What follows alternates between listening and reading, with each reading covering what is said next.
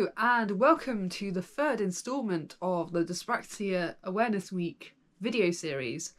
So I already covered what dyspraxia is, some of the different neurodivergencies that can overlap with it, but I also kind of wanted to bring awareness to how dyspraxic people can be helped in their daily lives.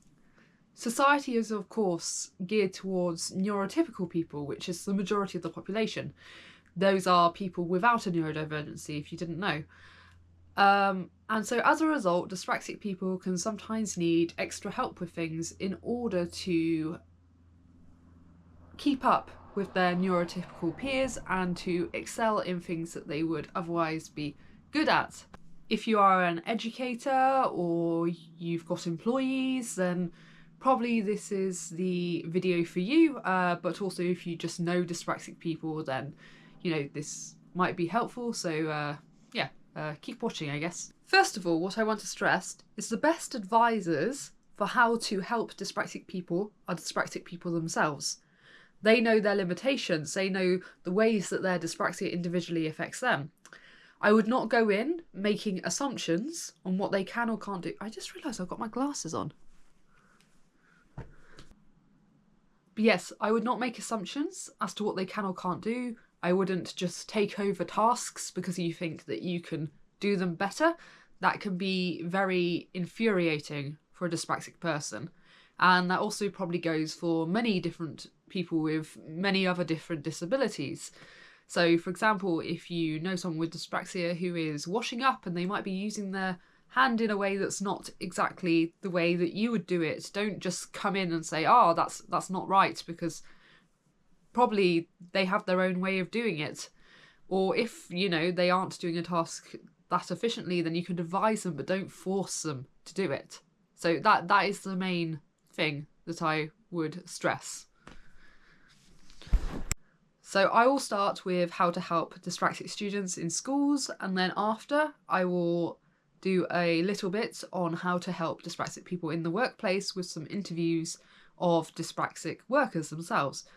So, let's go.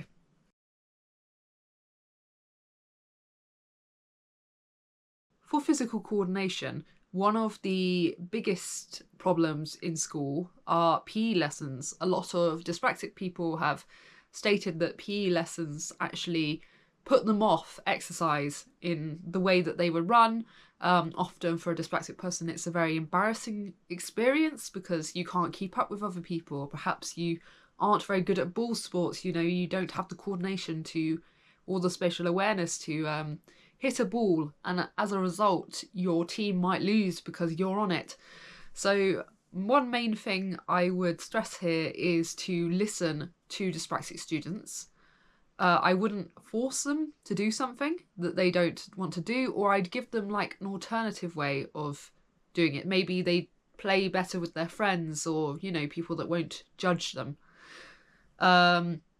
Where this isn't possible, then some exercises can help dyspraxic students to improve their coordination. Things like,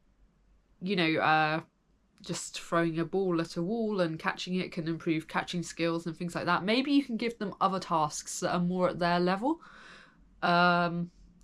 This might help them to improve their confidence and, saves that overall embarrassment. Dyspraxic children often struggle socially. A lot of children will pick up on the fact that they don't quite move in the way that is considered normal, and they might struggle with social skills due to sensory processing. So often they will pick out one person and stick with talking to them when they're in a group setting. This, of course, might cause problems.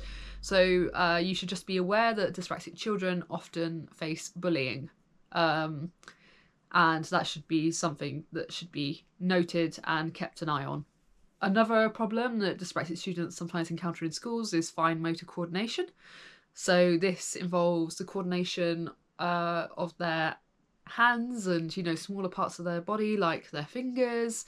This can lead to bad handwriting, and it can mean that their handwriting is often slower.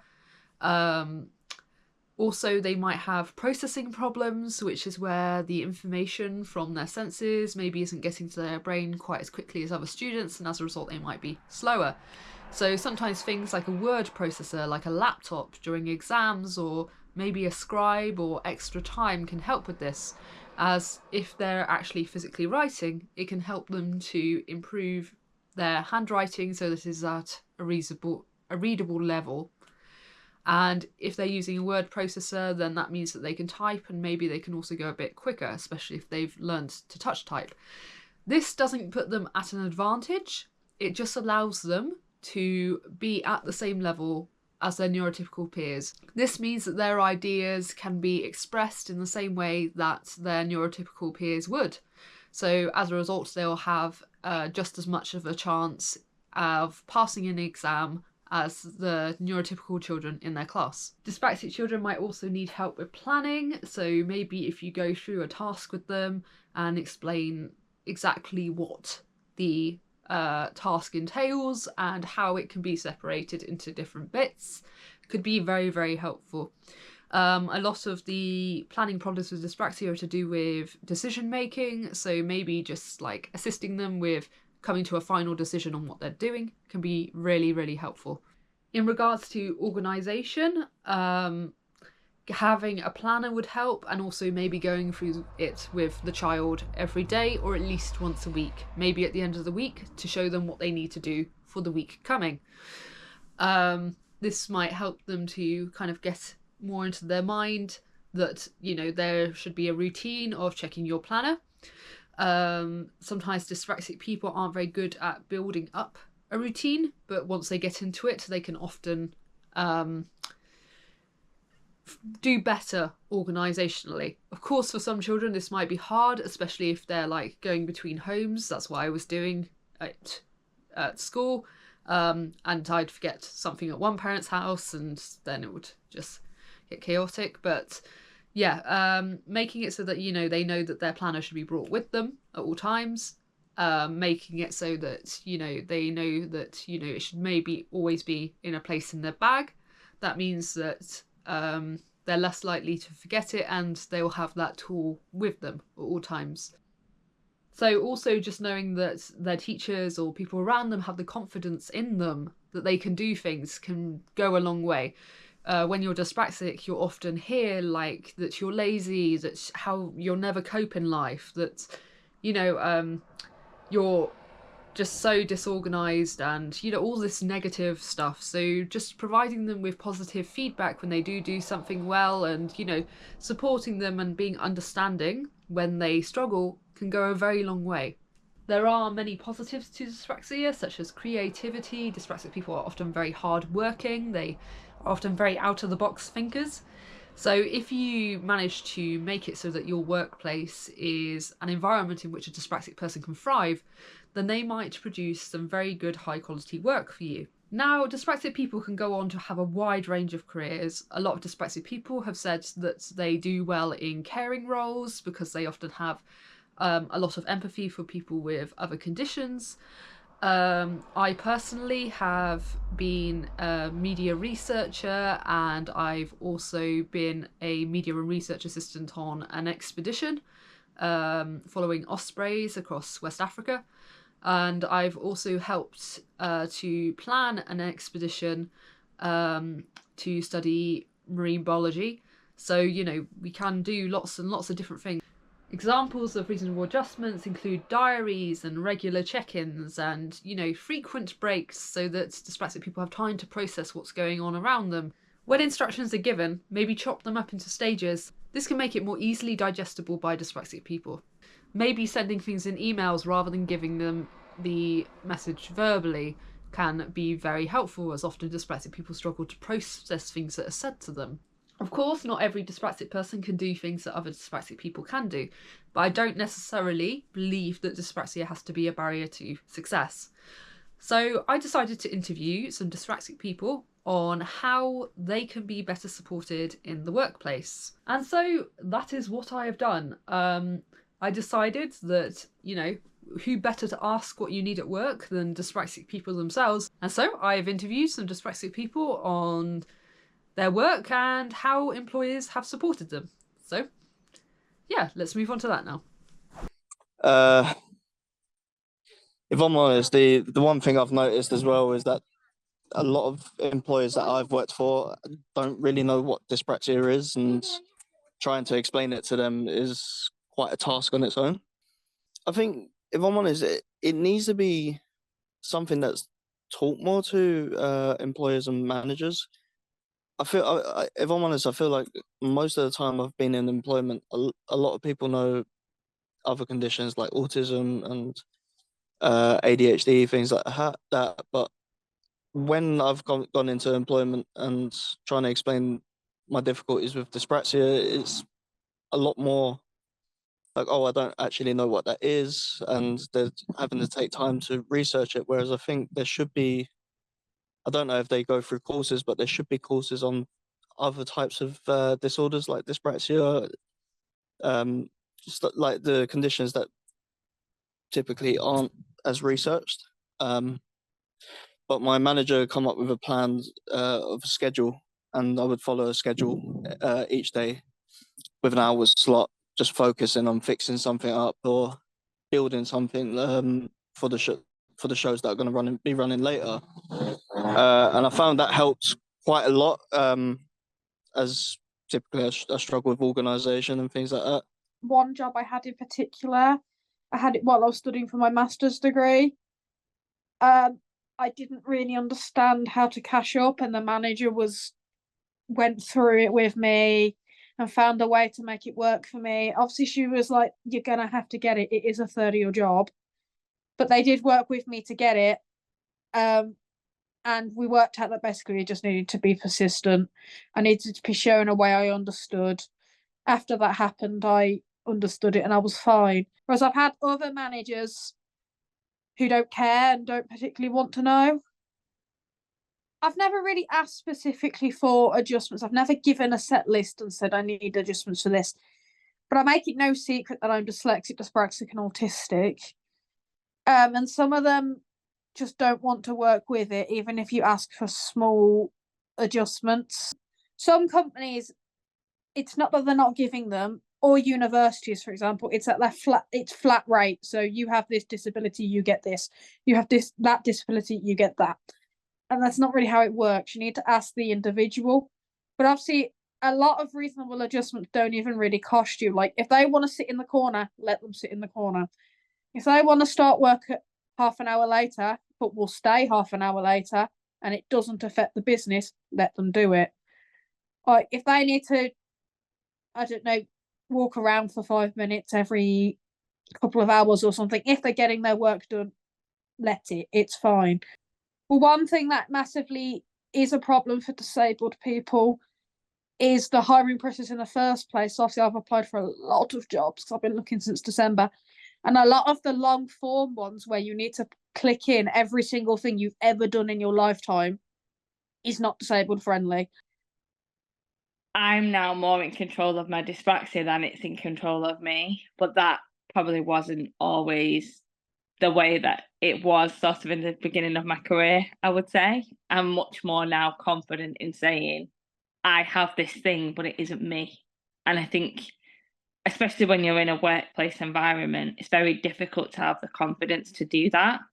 But I do think it's so important to have that distinguishment between what is you and what is it, and that you're not it, it's just a part of you.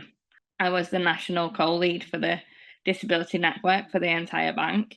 So I did a lot of awareness around how to be a disability confident employer and a disability confident employee as well. So that's stuff I'm really passionate about, because I hate that people think you can't say things or you can't ask questions, equally on both sides of it as well. You know, I'd want a manager to be curious, but not judgmental. I think if you've got a network it depends on the type of environment you're working in. I come from a very corporate, very man's world type environment. I've always been in that type of workplace. And I would say if there's any networks that you can join that are focused around disability or anything, and if you don't have one actually, great one. They're not that difficult to do. It's just more of a time thing than anything. And having the confidence. So I think the main thing that dyspraxic people can do for other dyspraxic people, if you're confident enough to go out there and be like, hey, this is me, people often copy other people and they will see what you're doing and they'll go, oh, I can do that. I've changed. And I don't mean this in like a braggy way at all, but I've had feedback before, especially when I was leaving my last workplace, that I genuinely changed people's work lives because I had made them see it wasn't something that they had to hide. If you lead with positivity, you will always find it somewhere. You might not get it from everyone, and I can't deny that. I've had my fair share of horrendous places to work, people to work under, people who did make them snapshot decisions and judgments about me that were so far from the truth. Because if you look at me on paper, I shouldn't be able to do any of what I do. So then when you meet me, you go, oh, well, you're not what I thought. And then when you get to know me even more, you go, oh, wow, okay, you're nothing like that. And I'm like, no. But disability isn't a card that anyone should think someone's playing. It's hard to be in someone's shoes if you don't know what that's like. But if you've got a way, even if it's a very small way, of even in that playing field, even a little bit, even if it is for me, this sounds ridiculous, but I'm so excited about it. I've got a new keyboard now that's really small. So that means that I can type a hell of a lot quicker because I don't have to move my hands across the keys. And I'm so excited about it. No one at work gets it. And I'm like, but it's so cool. And they're like, it's just a tiny keyboard. And I'm like, yeah, but 10 years ago, these things didn't exist. And they certainly weren't mainstream. So I couldn't go and get it. And I would just say, like, find your people as well. You'll find them. They don't always come to you in the best of ways, and they won't be the people you think they're going to be. Sometimes the meanest person when you meet them ends up being your best advocate. And I think it's just a case of bringing down them barriers a little bit of how you feel as well. Because most people who've either had a disability their whole life or kind of figure out they've got one, acquired or not, you will find you'll have bad experiences that play in your mind, and then you think everybody's going to be like that. Try to ignore the noise. Sometimes there is great people around you. It's just they don't know they're great yet either, because they might never have seen it before. And equally, remember, most leaders, this is genuinely true, most leaders in big organizations will likely know someone or have a child or someone in their family that's very close to them that will have something like dyspraxia, dyslexia, something like that. And you'll be so surprised how many of them come forward and say, hey, how do I helped one of the senior leaders' son who had dyslexia, and I told him what resources to go and get, what would help. And I was gobsmacked because I didn't think he'd care, but he did because his son had it. So I felt alone. I had to struggle all by myself. I had no help to maintain the job and to improve my working skills. So I kept working hard, having a work ethic, so it helped. I have to bet in the things I was best at. Otherwise, I think I would not be able to keep going. I think the only way that someone can help you if you are a dyspraxic person is if they are aware of if you have a problem and what the problem is. If they're not aware of what the dyspraxia is in the first place, how will they be able to help you? If they don't know what problem you have, they will think it's a personality trait and they will disrespect you because they will think that you are joking, you don't want to be there. So the first and most important thing is to know what dyspraxia is and to search online. Even if you don't have a document that explains it, I think you are obliged to. It's mandatory to work. If you want to be a generous person and understanding, you can do this job. There's so much information online. You just have to be willing to search for it. When I was about 50, I came across something called HANDLE, Holistic Approach to Neurodevelopment and Learning Efficiency. And I came across the Don Delicato stuff and Sally Goodwin, those sorts of things, and started reading up about those. That made a big difference. I soon enrolled at the Open University and ended up with a degree and then a master's degree. It made all the difference, finding neurodevelopment program that suited me. Education is liberating, and we tend to think differently. What I've noticed at uni is that many people, specifically people who also show dyspraxic tendencies, I wouldn't say that this is peer-reviewed by any means, but my observation is that there's a correlation. And it's that knowing the answer, but not knowing quite how to explain where the answer came from, or even where you got the answer from. And as kids, we get blamed for copying or cheating. And as adults, often we don't get listened to. Now, that's not all dyspraxics, and it's not always dyspraxics. But when I notice that kind of thinking and I say, were you clumsy as a child? Most of the time I get a yes. Against that, not guessing the answer and not knowing where it came from, there's an ability to see multiple perspectives on any issue.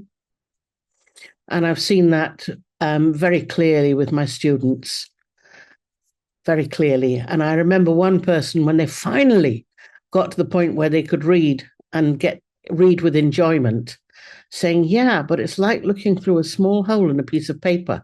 I can only see it from one direction when I'm reading, because they were only seeing it from the author's perspective.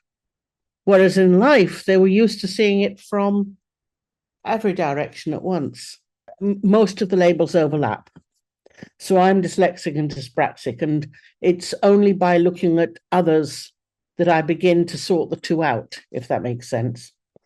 That does make sense. But that ability to see different perspectives, I think, is very strong for many of us. That ability to be able to know the answer. I mean, it's sometimes called intuitive thinking, and we hear about it in detective stories, your gut feeling and all that. Forget that. But that ability to perceive it from different directions, I think, is really important, because the alternative is being very blinkered, very myopic, and only seeing your direction. If we're going to get peace on this planet, don't we really need to see other people's perspectives? But as dyspraxics, we often, well, part of the diagnosis is proprioception, differentiation, and balance. If you're perching on a chair and you're kind of wondering about falling off it, half of your brain is busy not falling off the chair. So sometimes sitting on the floor and working at a coffee table makes it a lot easier to concentrate. Sitting by a wall where you can lean against the wall and lean and have arms on the chair can make a big difference to some. Unless you've got overlapping symptoms of really needs to move, probably a swivel chair may not be helpful. So there are more difficult overlaps that you get sometimes. We need to be stable. So employers can be, they can listen to us, but first we need to learn what we want to ask for. And I always say to my students, get something that's quite hard for you to read, just to the cusp of your ability, and try reading it in different conditions. They're not all dyspraxic, so we say sitting on the floor, lying on your tummy, leaning up against the wall, moving on the rolling road, with background noise, without background noise, with different lighting. Test it out. So my message to other people like us is find out what works for you. There's never a one size fits all. There's never a simple solution, but test it out for yourself. It takes you 10 minutes and it might save you years.